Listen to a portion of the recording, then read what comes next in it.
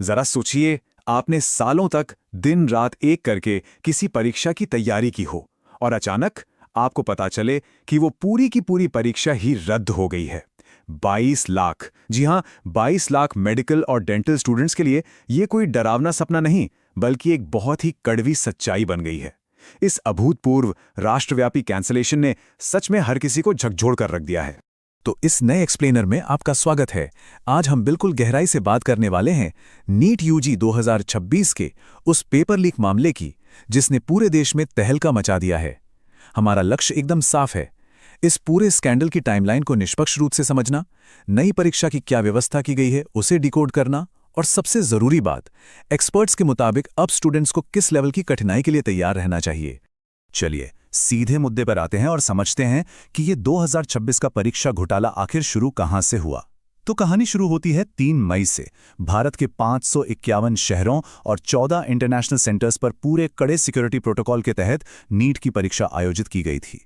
बाहर से सब कुछ बिल्कुल नॉर्मल लग रहा था, लेकिन परीक्षा खत्म होने के कुछ ही दिनों के अंदर बड़े पैमाने पर गड़बड़ी की ऐसी खबरें आनी शुरू हुई जिसने सबकी नींद उड़ा दी। अब जरा इस नंबर पर गौर कीजिए, 410। ये वो संख्या है जो बताती है कि सुरक्षा में सेंधमारी का स्तर कितना विशाल था। इन्वेस्टिगेशन में पता चला कि पूरे 410 लीक हुए सवालों का एक डॉक्यूमेंट धड़ल्ले से सर्कुलेट हो रहा था। और सबसे चौंकाने वाली बात पता है क्या थी? इनमें से लगभग 120 सवाल तो असली परीक्षा के केमिस्ट्री सेक्शन से बिल्कुल सटीक रूप से मैच कर रहे थे। मतलब ये कोई छोटी मोटी गड़बड़ी नहीं थी। और बात सिर्फ इतनी नहीं है कि पेपर परीक्षा से एक रात पहले लीक हुआ हो।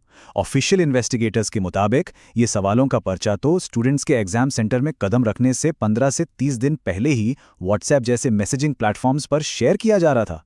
आप समझ रहे हैं, 1 महीने पहले। ये सिस्टम का एक बहुत ही गंभीर फेलियर था। अब जाहिर सी बात है, इसके बाद इन्वेस्टिगेशन और राजनीतिक बवाल तो होना ही था। जैसे ही इस भारी लीक का पर्दाफाश हुआ, जो हुआ वो वाकई अभूतपूर्व था। खबर फैलते ही कई राज्यों की पुलिस और एजेंसियां एक साथ एक्शन में आ गईं, और इस घटना ने तुरंत एक बड़े राजनीतिक और सामाजिक तूफान का रूप ले लिया। और ये घटनाक्रम साफ तौर पर दिखाता है कि चीजें कितनी तेजी से और किस तरह अफरा तफरी में घटीं। 3 मई को एग्जाम हुआ, फिर 10 से 12 मई के बीच देश के अलग अलग हिस्सों में दनादन गिरफ्तारियां हुईं और परीक्षा को ऑफिशियली रद्द कर दिया गया। और फिर तेजी से डैमेज कंट्रोल करते हुए 21 जून को री एग्जाम की डेट भी फाइनल कर दी गई। इस बीच जांच का दायरा लगातार फैलता जा रहा था।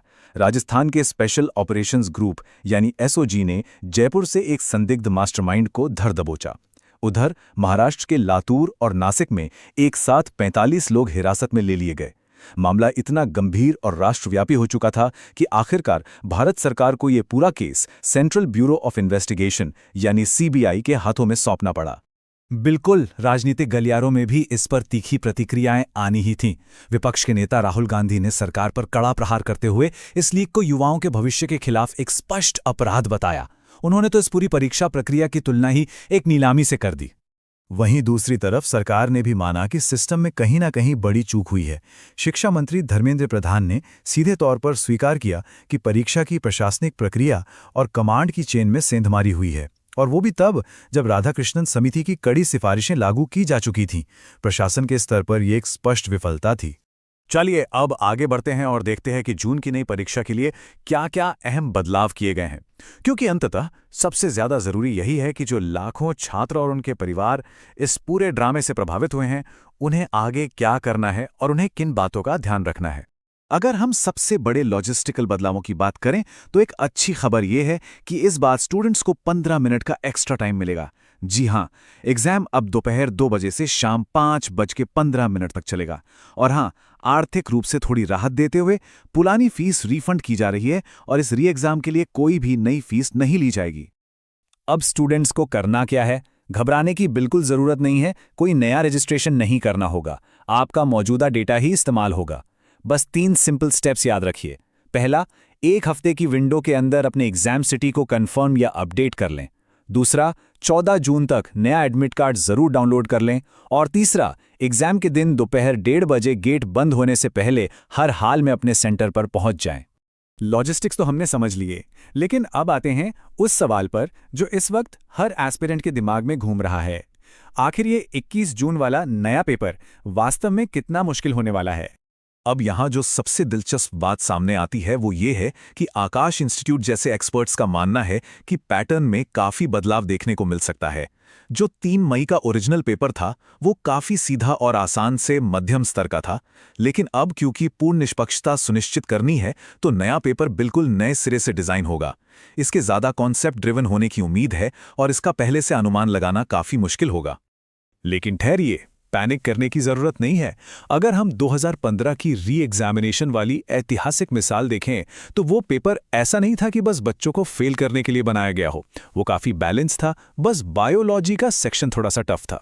तो 2026 के लिए भी स्टूडेंट्स की रणनीति बस एक संतुलित लेकिन थोड़े से चैलेंजिंग और एप्लीकेशन बेस्ड टेस्ट की तैयारी करने की होनी चाहिए। अपने कॉन्सेप्ट्स क्लियर रखिए। अब आते हैं हमारे आखिरी और शायद सबसे महत्वपूर्ण पहलू पर, नीट का भविष्य। इस पूरे स्कैंडल ने सिर्फ 2026 के एग्जाम को ही नहीं हिलाया है, बल्कि इसने भारत के पूरे मेडिकल एंट्रेंस सिस्टम के भविष्य की दिशा ही बदल कर रख दी है। तो सबसे अहम बात यह है कि इस पेपर लीक संकट से हमेशा के लिए छुटकारा पाने के लिए सरकार ने एक बहुत बड़ा फैसला लिया है। पेन और पेपर वाली OMR शीट को पूरी तरह से बंद किया जा रहा है। 2027 से ये परीक्षा पूरी तरह से कंप्यूटर बेस्ड टेस्टिंग यानी CBT मोड में शिफ्ट हो जाएगी, बिल्कुल वैसे ही जैसे JEE मेन और CUET होते हैं। इसके साथ ही कॉन्फिडेंशियल मटेरियल की सुरक्षा के लिए डिजिटल सर्विलांस को भी कई गुना सख्त किया जाएगा। हम इस एक्सप्लेनर को एक बहुत ही गंभीर विचार के साथ खत्म कर रहे हैं। क्या 2027 में होने वाला ये कंप्यूटर बेस्ड टेस्टिंग का बदलाव सच में एजुकेशन माफियाओं से एक कदम आगे रहने का पुख्ता इलाज साबित होगा? क्या टेक्नोलॉजी भारत में इन बड़े एग्जाम्स की शुचिता और गरिमा को हमेशा के लिए सुरक्षित कर पाएगी? ये एक ऐसा सवाल है जिसका जवाब वक्त ही देगा। हमारे साथ इस विश्लेषण में जुड़ने के लिए बहुत बहुत शुक्रिया। नई जानकारी को समझते रहें और ऐसे ही